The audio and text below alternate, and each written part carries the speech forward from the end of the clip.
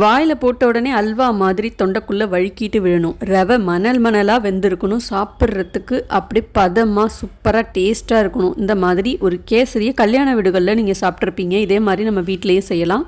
ஒரு கடாயில் 1/4 கப் நெய்யில் முந்திரி திராட்சையெல்லாம் வறுத்துக்கணும். முந்திரியை முதல்ல போட்டுட்டு நல்லா லேசாக வறுபட்டதுக்கப்புறம் திராட்சையும் போட்டு நல்லா உப்பி வந்ததுக்கப்புறம் இப்போ முந்திரி திராட்சை எல்லாத்தையும் தனியாக ஒரு பாத்திரத்தில் எடுத்து வச்சுக்கோங்க.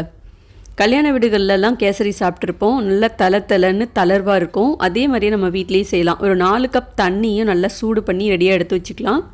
அதுக்குள்ளே அதே நெய்யிலேயே 1 கப் ரவையை நல்லா லேசாக வாசனை வர அளவுக்கு வறுத்துக்கணும். ரவை வாசனை வரத்துக்குள்ளே தண்ணியும் கொதிச்சிரும். தண்ணியை ஊற்றிக்கிட்டே ரவையை நல்லா கிளறணும். கட்டிப்படாமல் இருக்கணும். அப்படின்னா இந்த மாதிரி ஊற்றிக்கிட்டே நல்லா கிளறிடணும், இல்லைன்னா கட்டிப்பட்டுரும். கலருக்கு கொஞ்சம் ஆரஞ்சு ஃபுட் கலர் இல்லை கேசரி கலர் சேர்த்துக்கலாம். சேர்த்த உடனே ரவை நல்லா பாருங்கள் சூப்பராக வெந்து வந்திருக்கு. இப்போ வாசனைக்கு கொஞ்சம் ஏலக்காய் தூள், இனிப்புக்கு 2 கப் சர்க்கரை சேர்த்துக்கிறேன். 1 கப் ரவைக்கு 2 கப் சர்க்கரை சேர்த்துக்கிறேன். கொஞ்சம் ஒரு பிஞ்சு சால்ட்டு சேர்த்திங்கன்னா இனிப்பு சுவை நல்லா தூக்கலாக இருக்கும். நல்லா கலந்து கொடுத்துருங்க. ஜீனி நல்லா கரைஞ்சதுக்கு அப்புறம் நம்ம நெய்யில் வறுத்த முந்திரி திராட்சையும் இதில் சேர்த்துட்டு நல்லா ஒரு தடவை கலந்து விட்டுருங்க. அவ்வளோதான், ரவை கேசரி ரெடி.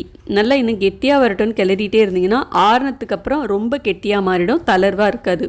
கடைசியாக 2 ஸ்பூன் நெய் மட்டும் சேர்த்துட்டு நல்லா ஒரு தடவை கலந்து விட்டு அப்படியே ஆற வச்சுருங்க.